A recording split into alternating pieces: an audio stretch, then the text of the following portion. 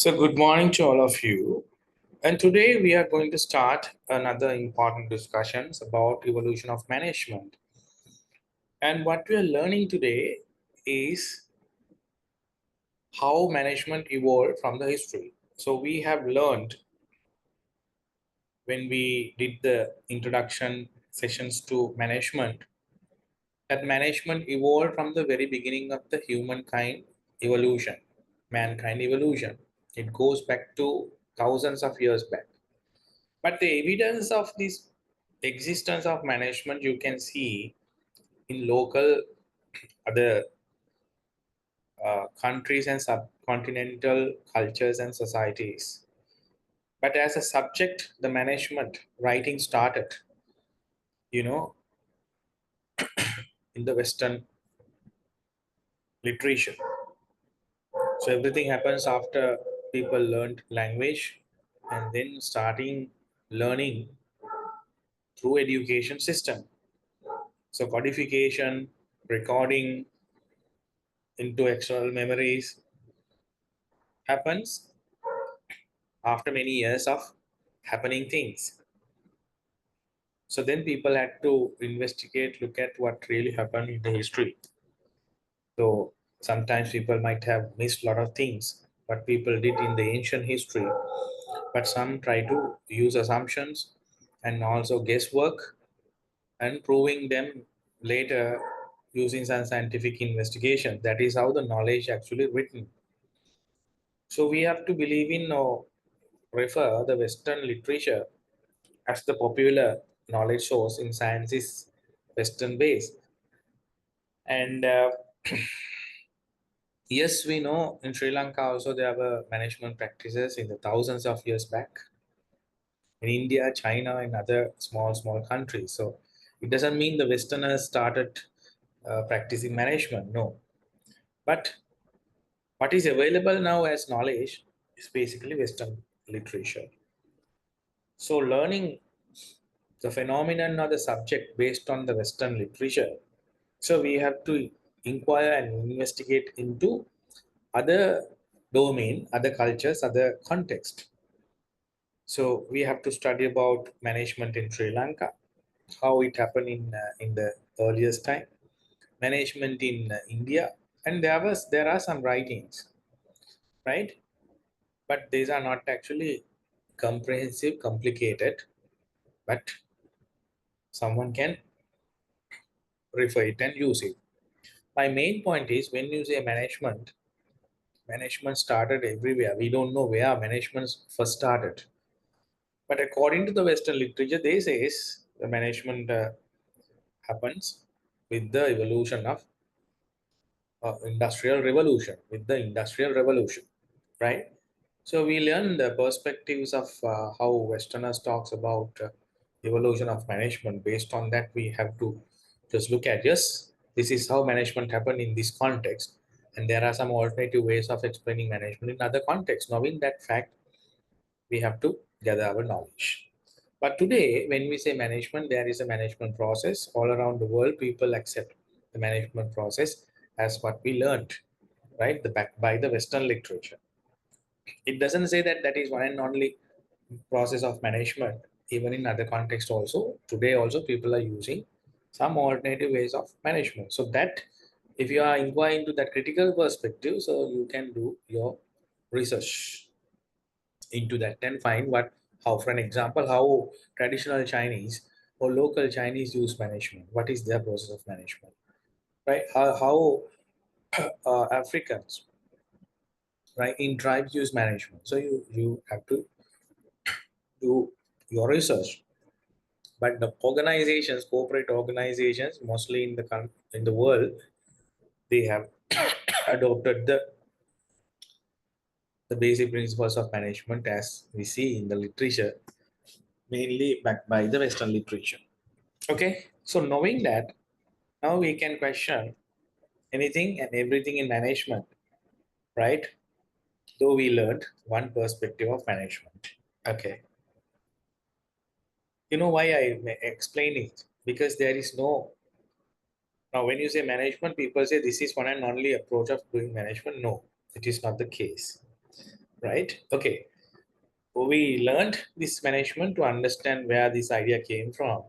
Now you know my assumptions of teaching this subject, and then to see the all of social, legal, political, economic, technological factors in development of management and practice. So, industrial revolution is the basis for many things. What happened in the European context and the West. The Western development mainly through the industrial revolution, right? And it paved the way for a lot of changes in the world across also because the Westerners they got the power of the world. So the those who have the power actually use to spread their culture, knowledge, tradition, religion, everything. That is why Sri Lanka we use the Western way, right? Even in knowledge also. So industrial revolution happened in 70s and 80s, right? What happened during this time was replacing human hand with machines. That is one. And number two is earlier we worked small scale, but now large scale. Those are the two things happen. So industrial revolution is a change from making things by hand to make them in factories in large scale using machines, right? So mankind had to surpass many challenges through different waves of revolutions, social, political, cultural, right? Revolutions, and they came to that industrial revolution also.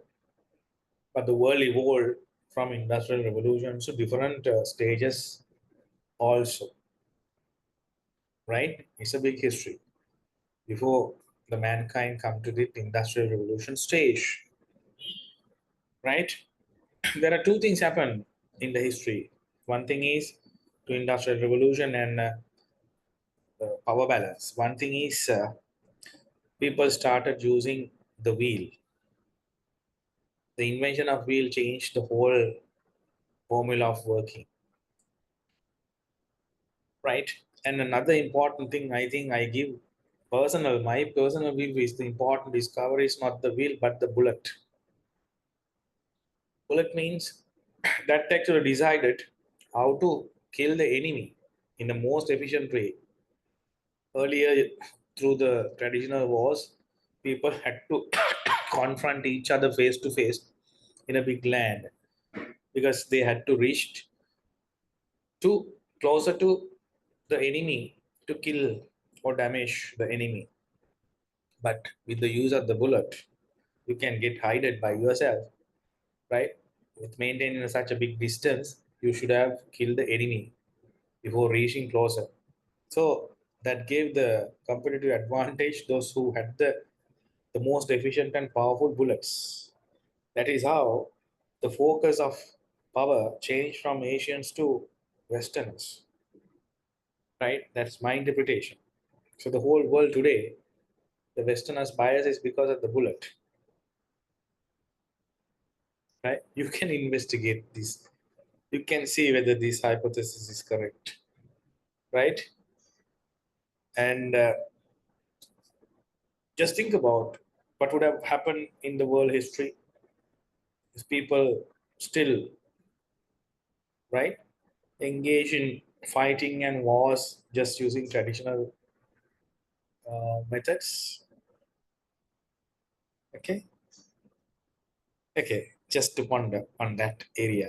Now, industrial revolution is basically large scale, mass scaling, and also making things happen through machines with machines. You see the traditional earlier stage, a steam machine, and then a large scale cotton machine, right? And then some other options of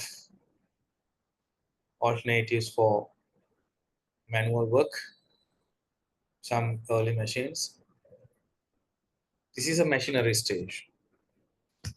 So the industrial revolution key features changes you can see,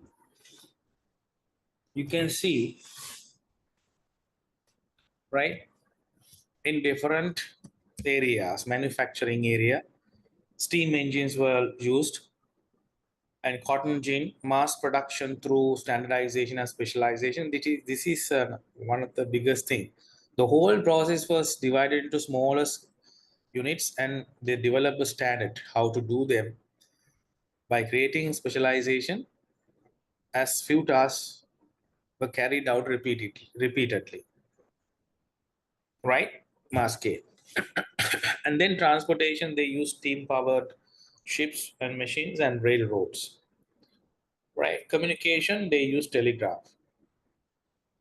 Now, this large organization approach created economic transformation. Previously, families undertook small scale workshops, but after industrial revolution, large organizations were established that required management know-how, management skills, professional skills. Earlier, only employees and owners, family members did everything, but now these companies required hiring professionals, right? Managers, management skills. So it creates, because of this change of knowledge, know-how, that created a demand for management, need for professional managers, as I already mentioned. And there were a lot of plan, structure, scheduling activities. So during this time, we the boom of industrial revolution happened 80s, 90s, and then started doing it. I mean, after 1930s. So by this time, after 1940s, two World War, the people ended two World War and started thinking about some strategic way of doing things. So comparatively, there was a certain environment. Under certain environments, they believe that the planning is important to involve in mass production. So earlier stage of marketing strategy, they started producing more and more, and then later on thought about how to push those production to markets and how to sell them to market, right? That was the strategy. There was no customer requirement basis, there was no market identification. Once you produce them, you started selling is mass production era. So the only thing was how to increase in uh, production, large scale production.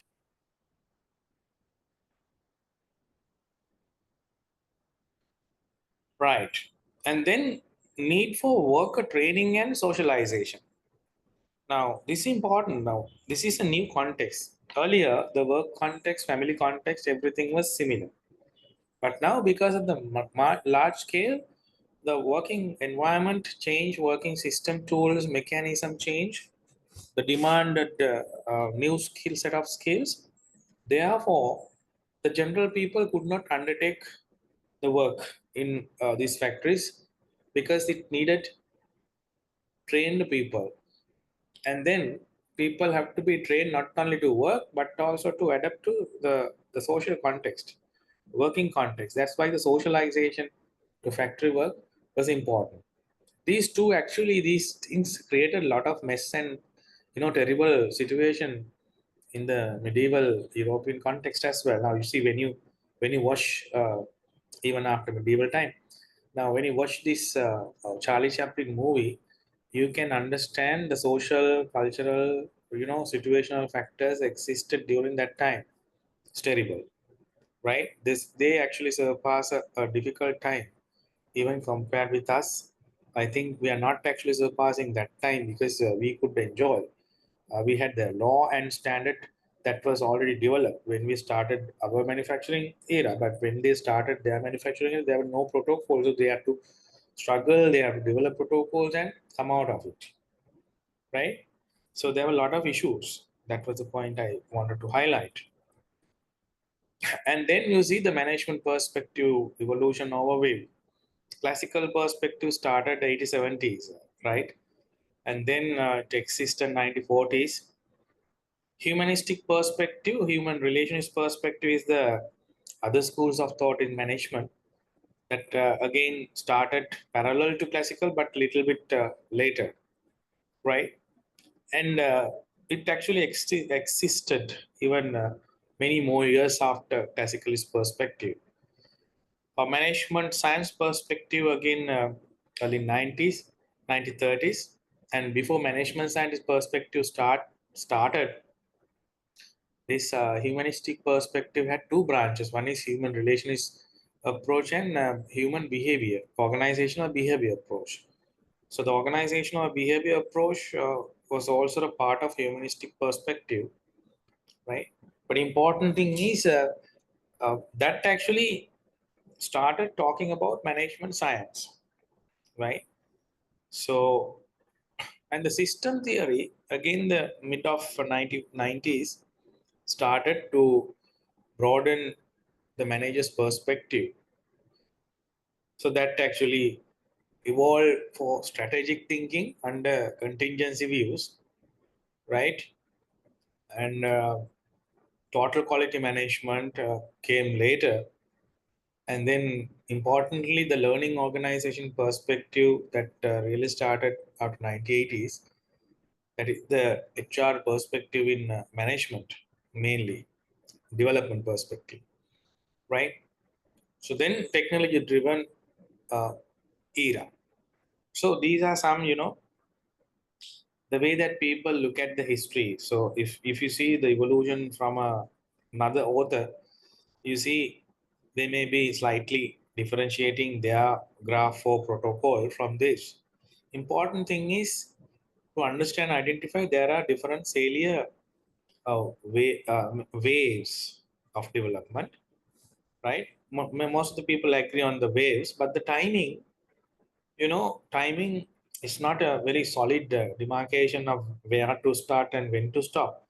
No, because everything started. Uh,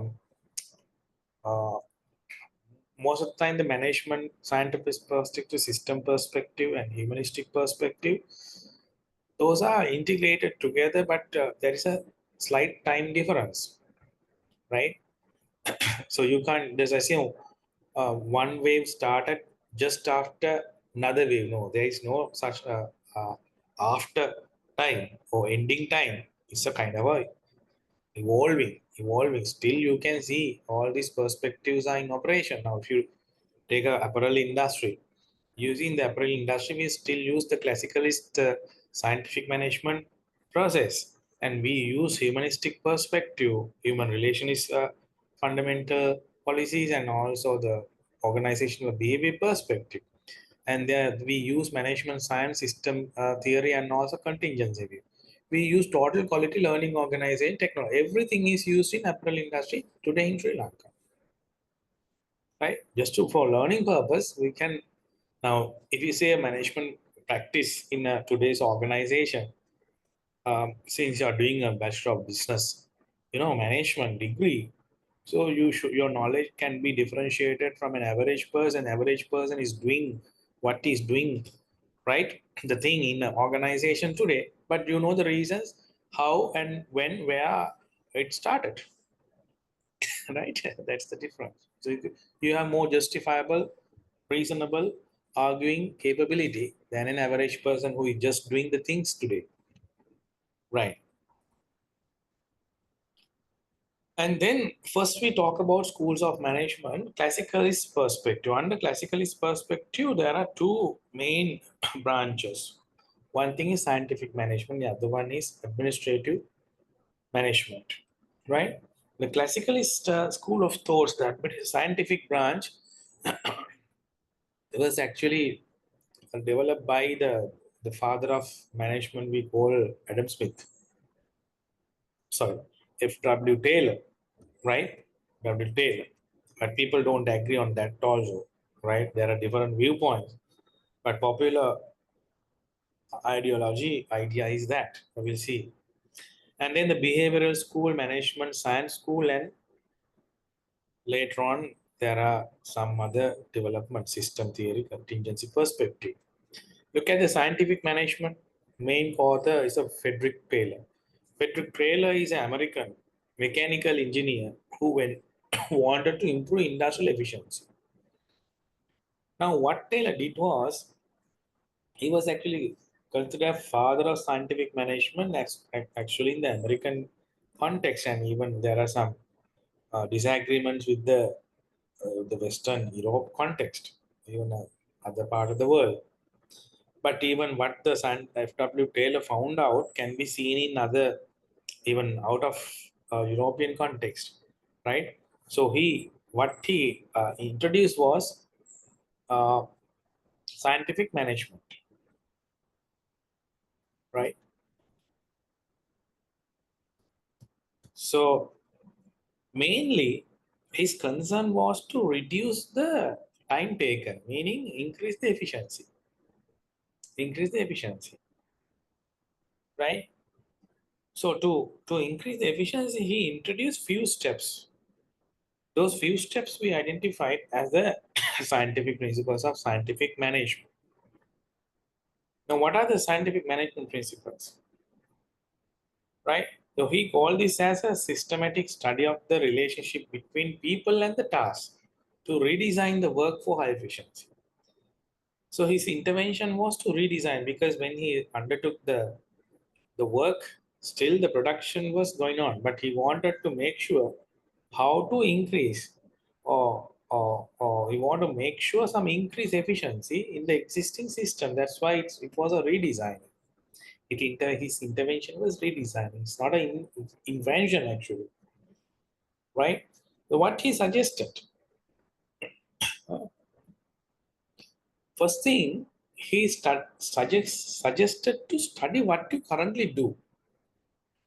Don't start first to introduce whatever the best practice or new thing. First, study about your current task, overall process, your performance, right?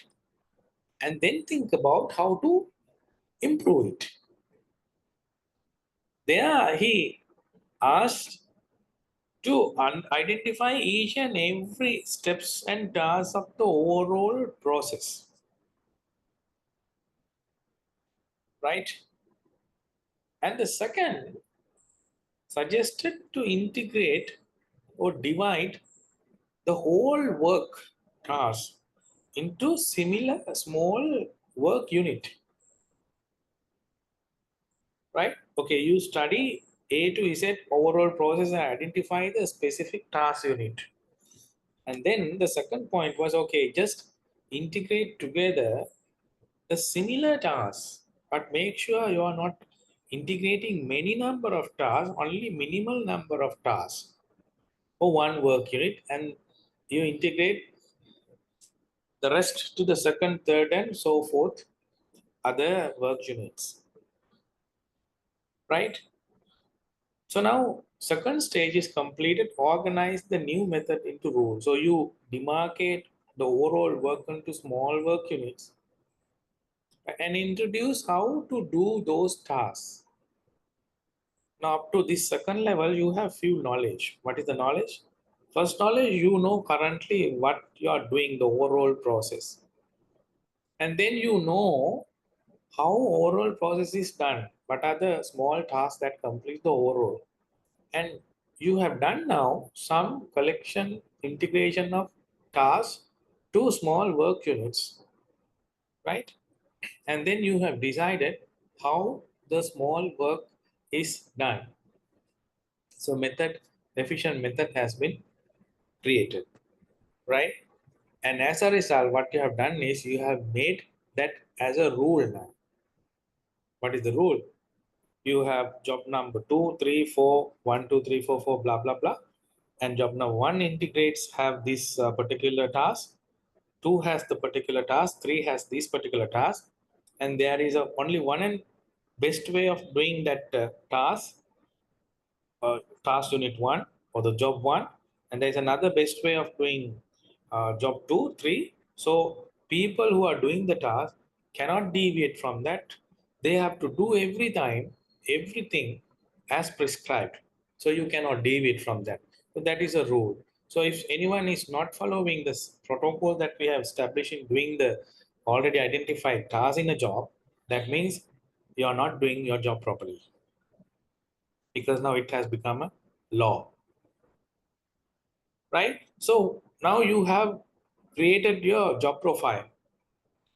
right? And the third point Taylor highlighted was don't just give tasks to each and every people. Look at whether these people are suitable to do this work.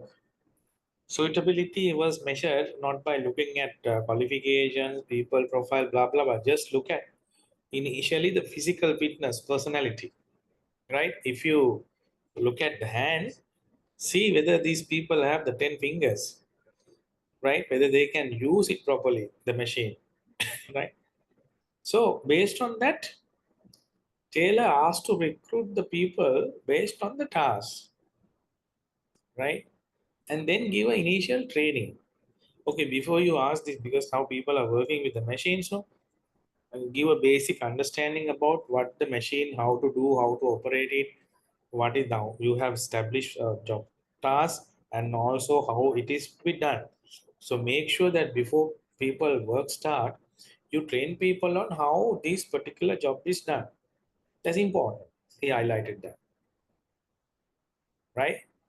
And then introduce the performance target and the control system or monitoring system. Okay, if you have to say if you have to pay the person's a salary or whatever uh, the wages means just after the day or the week you pay based on what the person has produced or done. So before you pay, make sure that you have assessed the performance. How to assess the performance? Because now there are job tasks and the way of doing it, right? Ask and see whether these people have done the particular job task the way that we have prescribed. If he or she has done the task that the way we have prescribed, right? And then ask whether they have achieved the target that we gave. So managers has to give them a target also, right? Now with the target, we have trained them and they know what to do, and we assure we monitor whether the people are doing it or not, right? At the end of the day, we assess whether the person has achieved the target, whether the person has done the task the way that we intended, whether all monitoring points he has performed well, right? So control, monitoring, and performance mechanisms to be established. That is the fourth principle.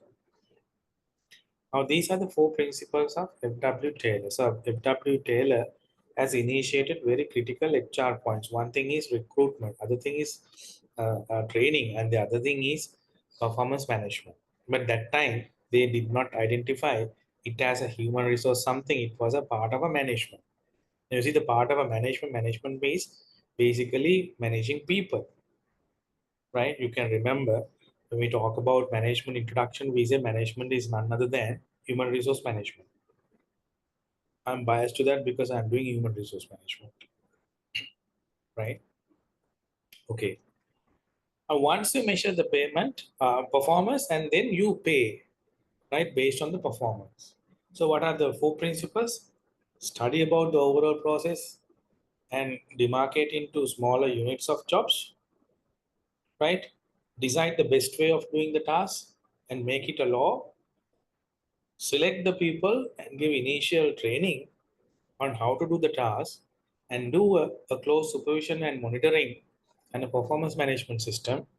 Based on that, you do the pay for people. These are the four principles that FW Taylor mentioned. But by looking at the four interventions, you might have thought that hey, the Taylor has done a very big initiative. Yes, within that context, it was big initiative, but they did not realize the importance of people. Taylor wanted to somehow use the efficiency of hands. He didn't look at a total person. He actually looked only at the hands efficiency. That's the problem, right? So the pay for performance, careful examination of the job task, importance of selection and training were the contributions Taylor initiated. But the problems were workers were like roboto machines, right? You ignore the people side, what people need and everything, right? And also they assume every people can do the same, or they are equal. So diversity factor differences they did not identify, right? As a result of this ignorance of people side, the next level perspective started, schools of thought started, that is human relations perspective, right?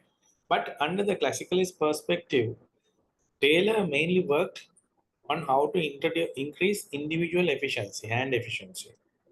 But there was another actually approach that was not in the US context but in the French context, to look at the efficiency not individual level but overall organizational level. Remember, this is not actually done by one team. This happens everywhere in the different contexts in the Western world. The knowledge has integrated by someone else looking at, this is classicalist perspective, this is administrative perspective, right? So we are learning that someone else's modification or model of what or how management evolve, right? Okay, so if you study the overall country perspective, how everything evolved individually, doing a very sophisticated comprehensive study, you would have come up with a different cluster or classification of how management evolved, right? Rather doing that, we use other people's codification, other people's models. That is how we learn this prescribed way, right? Okay, now Henry Foyle is a French mining engineer. He was one of the most influential contributor to modern conservative management because he focused on organization, described the management as a function of planning, organizing, coding, and control. So he is the father of putting these management functions or processes together, right?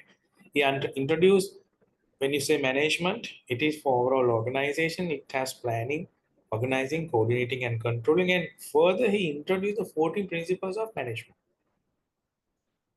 division of work, authority and responsibility, unit of command, line of authority, centralization, right? Unity of direction, equity, order, initiative, discipline, compensation of employee, stability of employee, general interest over individual interest, common spirit. There are some different writing here, letters here, because this is the principles. I took some source from their source. They had actually converted it into their language also. That's the reason, right? Right. I'll give you the source for you to find later for your principles. Now, based on these 14 principles, so when you just summarize them: division of work, authority and responsibility, unit of command, line of authority, centralization, unit of direction, equity, order, initiative, discipline, compensation, stability of employees, general interest or individual interest, common spirit.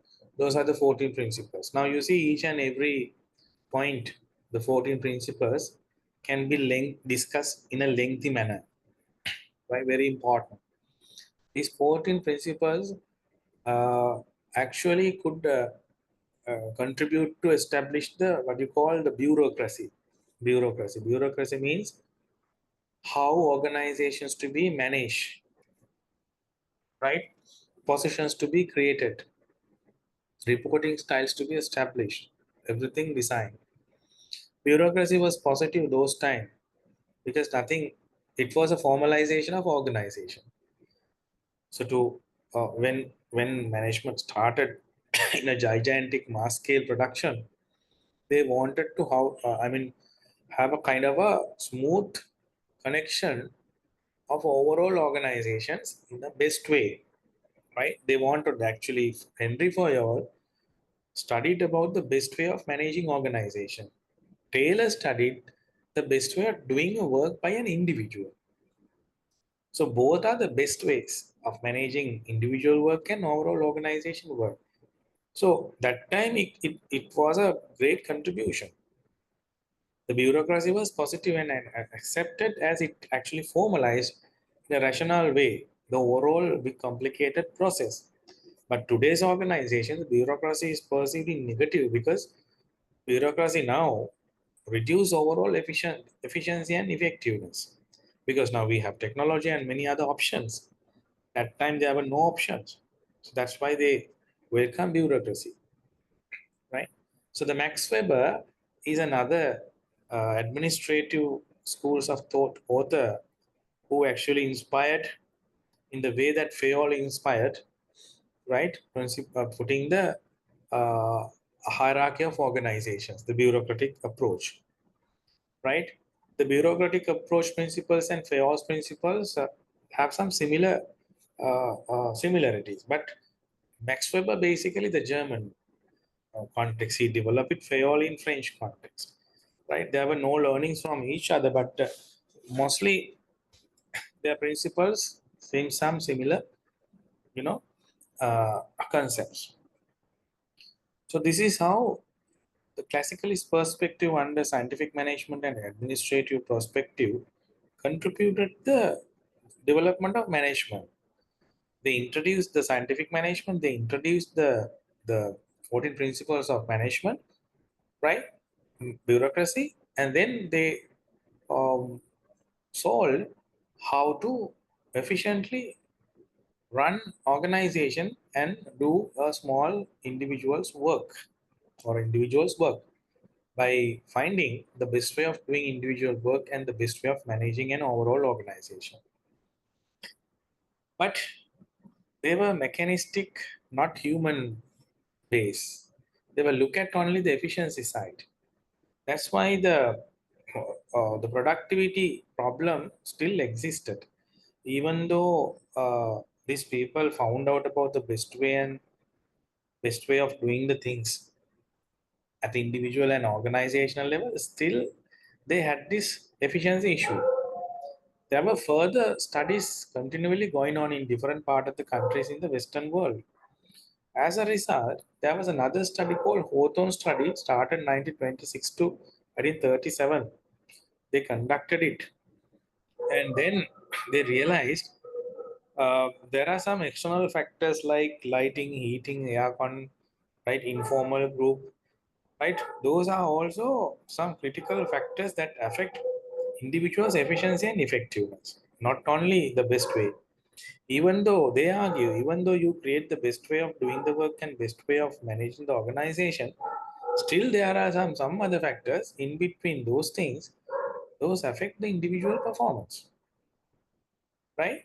And then as a result of this Hawthorne study that is actually coming under human relationist movements, we call that human relationist movement because he identified the most important factor is how human is keeping relationship with the its environment and also the other people, right? The human relation is focused more on the relationship side of people, not only the work or the management. As a result, what they highlighted was that someone has to identify to establish a proper interface between people and its environment. That is number one suggestion. Number two suggestion was a proper working group because the team members, group members, their relationship critically impacted one person performance. Now you see when you watch Charlie Chaplin's movie, he was disturbed by his some big colleagues all the time, and others decided how Charlie Chaplin should work. Likewise, Hawthorne's study identified the immediate informal social group that is created by the working arrangement or sometimes where these people are staying together, maybe in a hostel or in a boarding place in the same village, right?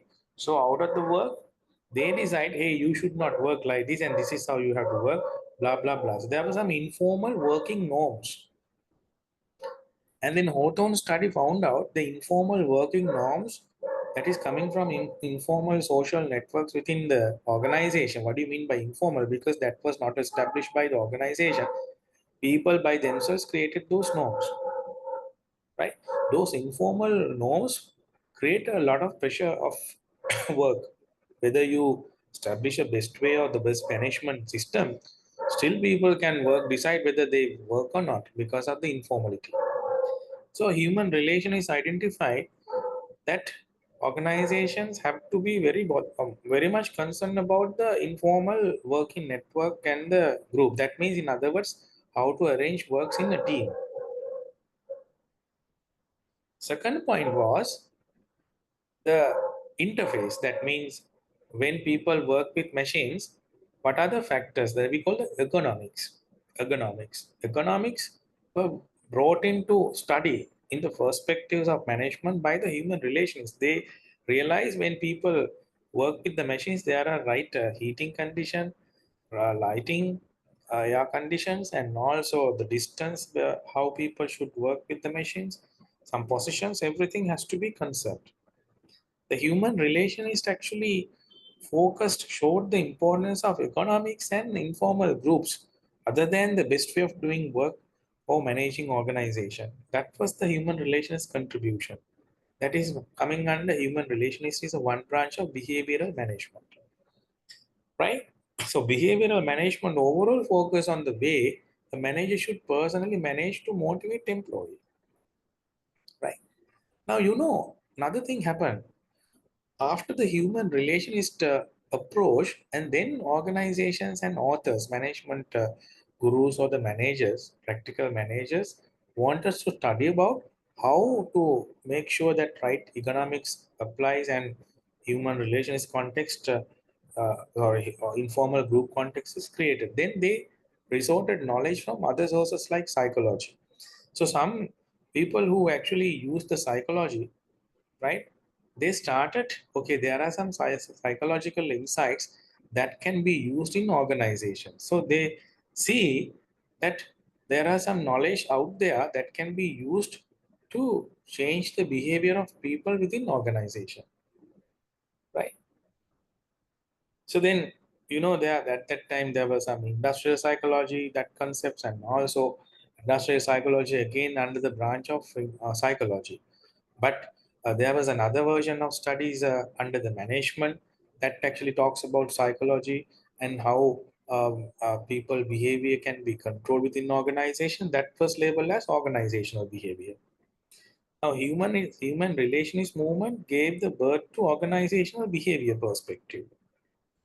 What organizational behavior perspective did was they studied about the knowledge from outside management knowledge perspectives, right?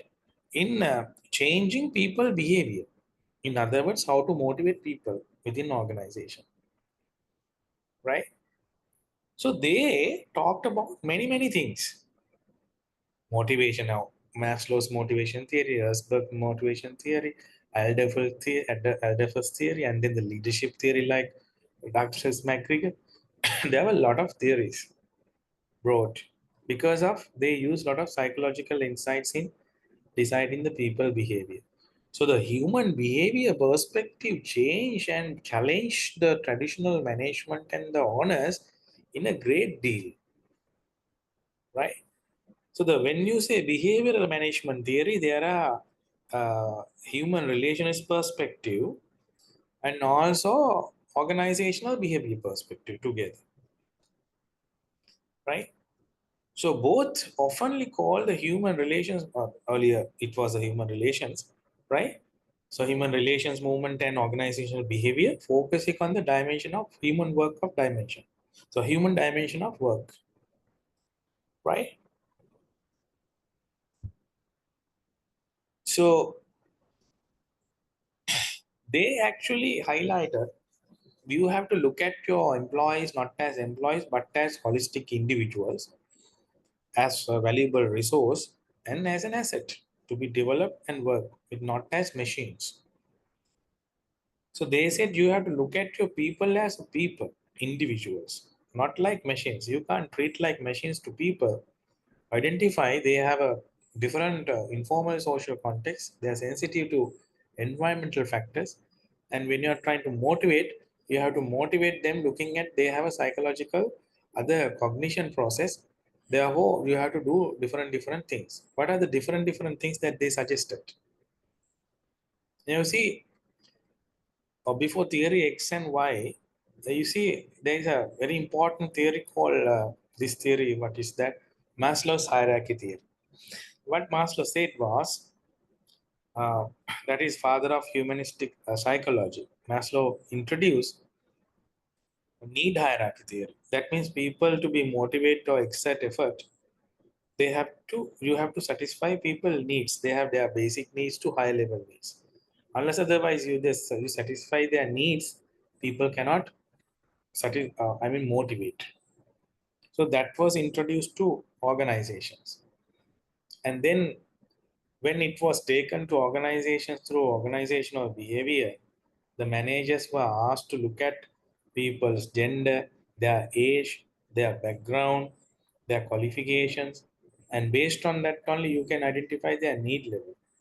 So once you identify the need level, then make sure you satisfy them so that they motivate to do whatever you do, whatever you say. So this challenge organizations and managers say, hey, how we can do that? We have to, you are asking to spend some money on people before we accept their service. And then this psychology say yes, because the machines, you can keep machines as it is. So next day you can take it to work, right? If needed, you can repair after that. But people, you can't do like that. You have to do something before people are taking into work, and then what you do, what you spend today definitely gives the return tomorrow. That is why they ask managers and also organizational these leaders to think about people not as machines but as asset. Asset means what? You invest today, returns comes tomorrow, right? So this is how the owner's manager's perspective on employee was broadened and changed. Right? With this perspective theory X and Y, the leadership theory talks very interesting case of how leaders think. There are some leaders who think traditionally. Traditionally means this McGregor XY theory was initiated in 1960, around 90, late 1950s. So traditional managers owners means before 1950 owners. Modern means 950 and future leaders, then future leaders. The traditional leaders things like what Taylor said, right? The managers who believe in Taylor, the manager who believes in Max Weber and Fayol, and they assume that workers are lazy. They dislike work, right? And will do as little as possible. Therefore, managers should closely monitor them, supervise them, control them. That was the suggestion based on the traditional managers inspired by the classicalist schools of management, right? But the human relation theory says the modern managers who believe in people, they assume workers are not lazy, want to do a good job, and job itself will determine if the worker likes the work. Manager should allow the workers feel freedom and exercise initiative and self-direction. What do you say? If you select the right person and if you motivate people according to theory Y says as presented by McGregor, then the latest future managers, right? Then people, you managers will assume, okay, if we facilitate people rightly, they will undertake their responsibility, they will be initiative, they will create things, and they will do on their work. So we managers need not to always closely supervise and monitor them. That was the Y theory. So theory XY reflected the change of the different perspectives of leaders who earlier followed the classical schools of thought. They were categorized as X theory, who perceived the human relation is organizational behavior, and further assumptions were categorized as Y theorists or Y leaders, right? And there were two models presented based on the things happen in the practice. So When McGregor presented this, most of the modern organization accepted, yes, they had to go with what Maslow says, what Douglas McGregor says, what human organizational behavioralists said. So therefore, they started accepting people as assets and resources. That's why the personal manager, the title was changed to human resource manager, right? After 1980s, that happened. Even 1970s, that argument was there, right? So this change happened in 1960s, theory X and Y, right? And then managers think, yes, if we are to uh, take the best talent, now there are two types of leaders now. So then modern leaders thought that we have to attract the best people. To attract the best people, we cannot monitor control them and think them as machines, because the modern idea is that thinking people as resources. So they favor the resources view, right? And then gradually, most of the other leaders also who traditionally treated employees as machines changed to this new philosophy, and everyone accepted later time by 1980s, right? 1990s, from starting from 1960s, everyone accepted, yes, people are not assets. I mean, not variable cost, right? Not machine. They are assets. So we have to invest in people. After this happens, HR title also changed from personal management to human resource management. Interesting changes. That's why I said the evolution of management is very much important. Right now, theory X and theory Y. And later on, actually, uh, in the American context, another thing happened. William Mauch's Z theory. Now, Z theory actually brought the XY into another dimension. So Z theory was a kind of a basic work to change the personal management to human resource management. The initial push was given by XY theory, but the real change that happened in 1980s in human resource management from personal to HR, that was led by William Auch's Z theory. So Z theory you can learn in HR, right? Now we're talking about management history and human behavior. That is what happened. And after the now you see the Maslow theory, need hierarchy theory. This is they highlighted. So people have to be satisfied and different needs. That is how people to be, motivated. That was the idea given by the Maslow. Now, after this behavioral approach of management, behavioral schools of thoughts in management that actually had human relations movement and organizational behavior, then the new method was the management science. What the management scientist said, now management scientists, now there is a reasons for everything. Earlier there was the need how to make hands efficient, and then how to organization to be efficient, efficient, and then to talk about how to create effectiveness and efficiency by looking at people as a holistic, you know, resources. Now, when all organizations started doing this, they realized there is cost, reward cost, and people cost is increasing. Earlier, the reward cost and people cost was the least under classical schools.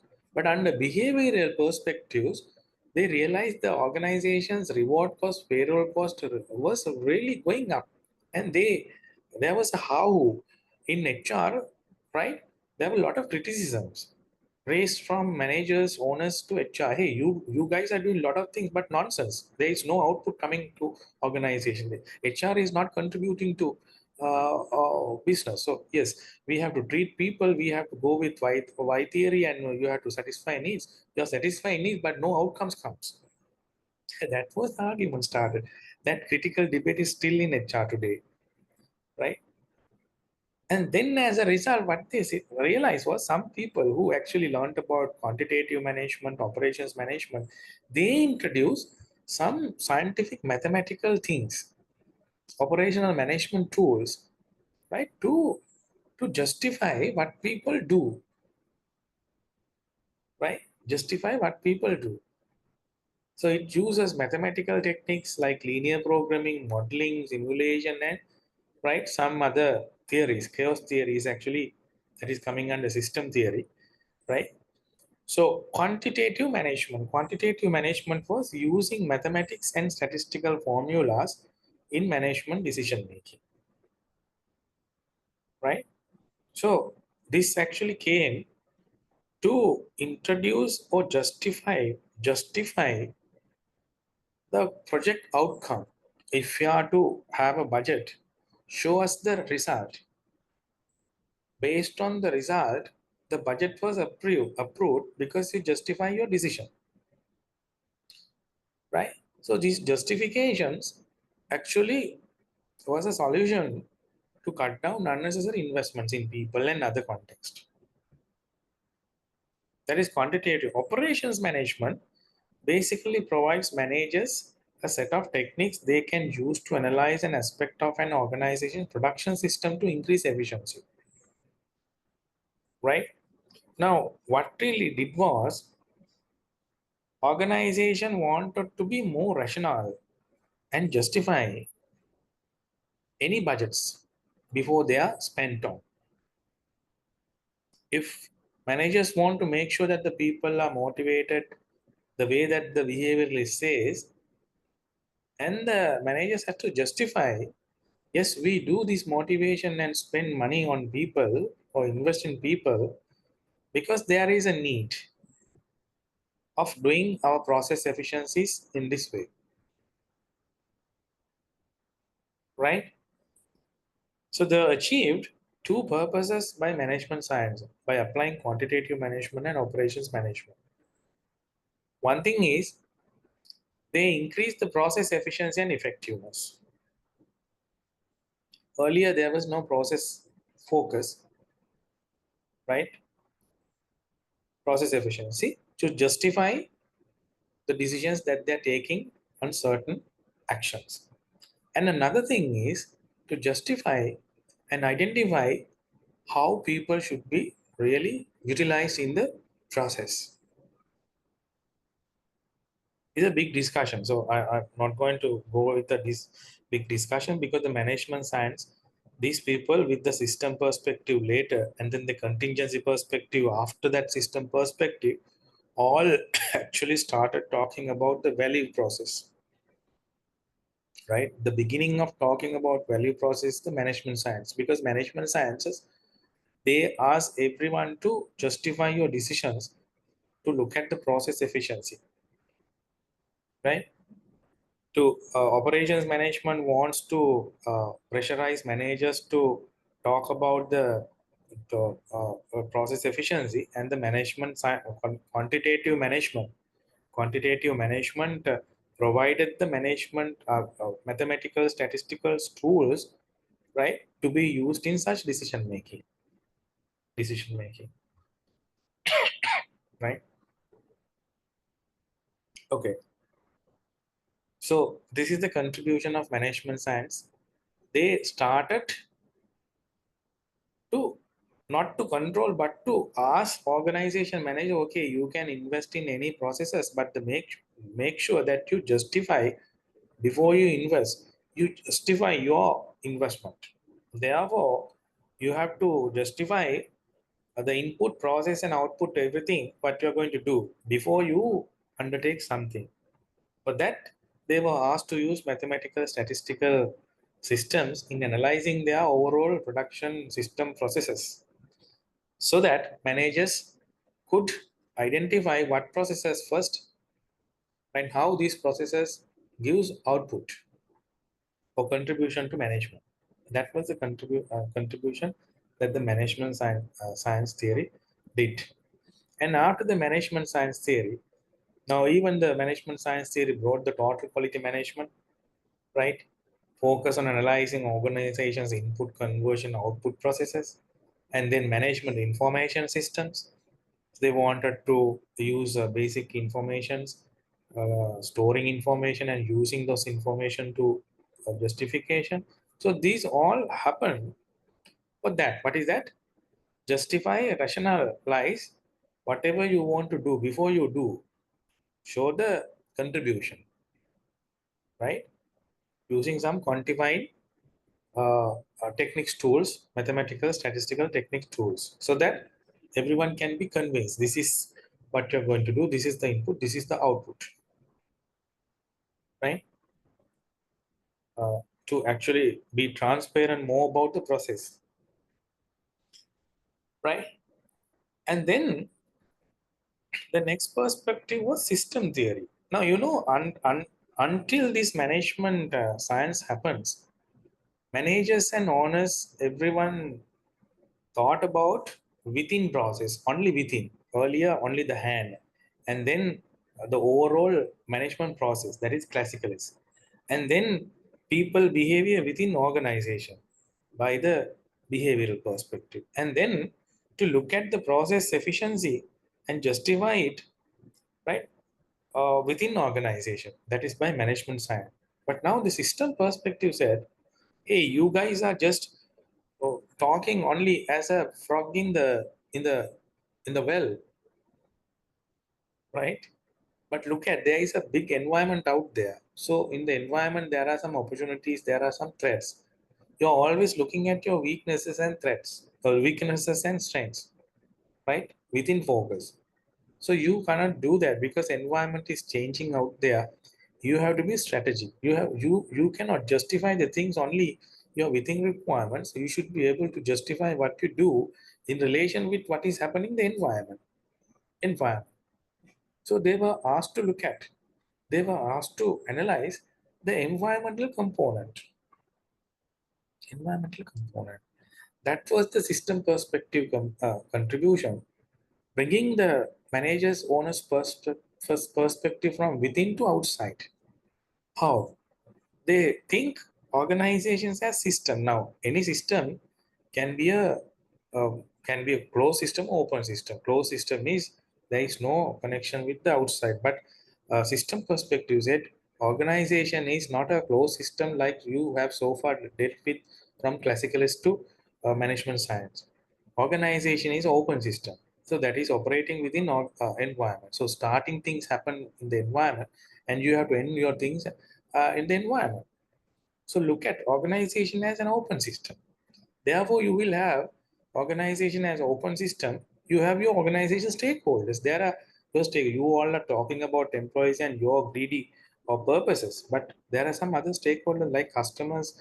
Now you see the population, community, legal entities. There are a lot of other stakeholders. So look at the stakeholder perspective also, how that is changing, right? Look at organization as I say. So you are worrying about your input and your conversion process and what you want to achieve. But why don't you bother about what is really happening in the environment? Because all what you do ultimately relates to environment, and input is getting environment. So it is it is useless to look at only within your people hand organizational management or processes unless otherwise you look at the opportunities and threats and what is really happening out there. So this was a really enlightenment for organizations to bring the system perspective, right? So it's broadened and it's justified that whatever organization should do, right, consider the outside as well, right?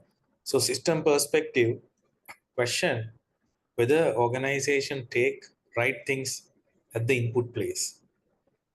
And system perspective asks managers to question whether you transform the things rightly as what is happening out there. And they also try to question there is output phase, so whether you develop the output the way that is expected by the outsiders in the environment, right? So this was the broader perspective that the system perspective created, right? Now, after the system perspective, the contingent perspective broadened the system perspective view. Yes. What does the contingent perspective say? Contingent perspective said, okay, now organization is not only within, closed system, it is open system. So you know now your organization has input, process, output, and environment. Look at environment and look at what is happening out there, and then based on that, you connect your whatever internal processes to output. That was the open system perspective. And the contingency perspective said later, hey, whatever you do internally, in order to consider what is happening out there, you have to have a right strategy because the environment is changing. So you look at now in the environment and you do whatever today, but make sure what you plan or the circumstance you plan has already changed. So the contingent perspective, us managers always look at the strategy in line with the contingent. Contingent means circumstance that organization face. And then the contingent perspective suggested organizations to have the strategy, have a strategy, right? Based on what is happening in the environment. And then you decide your input, your process, output, everything in order to cater to the stakeholder requirements. But don't forget that you started your the planning process, right, in a one environmental condition, but the environmental conditions are changing rapidly. So what organizations have to do is have a strategy for that particular circumstance, and at the same time you have to change your strategy when the environment changes. So the contingent perspective suggested to have a strategy and to change strategy when the environment changes, right? The open system started making owners and managers thinking strategically. Contingent perspective force managers, okay, don't just hang on only one strategy. You have to change your strategy contingently. That is what we are doing now, right? We are now using technology, digitalization. Now, going beyond the digitalization, we are using what we call the uh, emotional intelligence and a lot of things now we are using. So, digitalization and information era was the expanded modern era in management after contingency perspectives, right? Now you see, there is an importance of learning management. I explained the classicalist perspective and then the behavioral perspective, management science, open system contingency perspective. Now the beginning of classicalist perspective, the starting point was to think about how to create efficiency of individuals and efficiency of overall organizations. But they missed thinking about people side because they assume people are like uh, machines. And then the behavioral perspective has two branches, human relations branch and organizational behavior branch.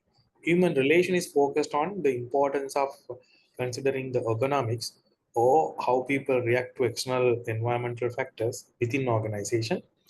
And then second point was importance of informal group conditions, right? So, and then organizational behavior perspective brought psychological insights into organizations to develop the organizational behavior field that highlighted to force managers and owners to think people are as investments and assets or resources, not like machines, right? Because organizations have to manage overall behavior of people, not only the hand efficiency. In doing that, the managers and organizations started investing a lot in these investment processes. Then there was a need for organizations to justify what do they do. So there was a pressure for organization owners and managers in justifying what is right or wrong. And the management science took two perspectives: quantitative management and operational management. Quantitative management took mathematical statistical processes into management in making rationalized decisions, and operational management highlighted how to analyze the management and production system processes, right, and justify what they do. So based on this, the process justification started within organizations, but the open system perspective one organization and the managers, hey, you all are doing only on within context. Look at your system is not only the system, there is a system within another system. So you have to understand your input process output as a connected system to another environment. So look at the environment and its importance in your operation, right? And this paved the way for strategic thinking of organizations, and that was further complicated by the contingent perspective, pressurizing the managers and owners. Hey, not one strategy. The context and environment is changing rapidly. So you have to change your strategy also, and then take whatever necessary actions in input, process, output in order to cater to the changing stakeholder requirements. That was the whole discussion. So now you see why and what organizations are doing something today, right, is now justified. This is the importance of learning, right? Uh, the evolution of management. Thank you very much.